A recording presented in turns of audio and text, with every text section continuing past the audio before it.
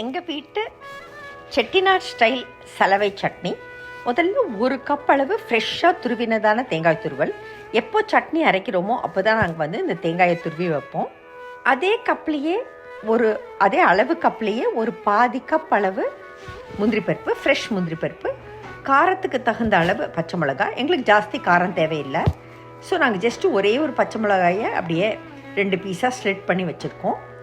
So முதல்ல ஒரு பிளெண்டருக்கு அந்த ஃப்ரெஷ்ஷாக துருவினதான தேங்காய் துருவலை நாங்கள் ட்ரான்ஸ்ஃபர் பண்ணுறோம்.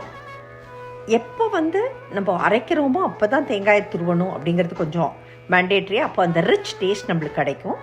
அந்த பிளெண்டரோடைய முந்திரி பருப்பு, பச்சை மிளகாய் சேர்த்து ரொம்ப குறைச்சி நம்ம தண்ணி சேர்த்தோன்னா போடுவோம். ஏன்னாக்கா நார்மலாக இந்த சட்னியை ரொம்ப கெட்டி சட்னியாக தான் நம்ம அரைப்போம். இது இட்லி, தோசை, உப்புமா, ஊத்தப்பம் எல்லாத்துக்குமே எனி சவுத் இண்டியன் டிஃபனுக்கு ரொம்ப ரொம்ப ரிச்சான ஒரு அக்கம்பனிமெண்ட்டாக இருக்கும் இந்த சலவை சட்னி அப்படிங்கிறது. வெள்ளை வெளையர்னு இருக்கும் இந்த சட்னி. இதுக்கு கடுகு தாளிக்கிற பழக்கம் கூட கிடையாது எங்கள் வீட்டில். எனக்கு இது அப்படியே வெள்ளை வெளையர்னு சலவை சட்னி அப்படிங்கிற பேருக்கு ஏற்ற மாதிரி இருக்கணும் அப்படின்னுட்டு.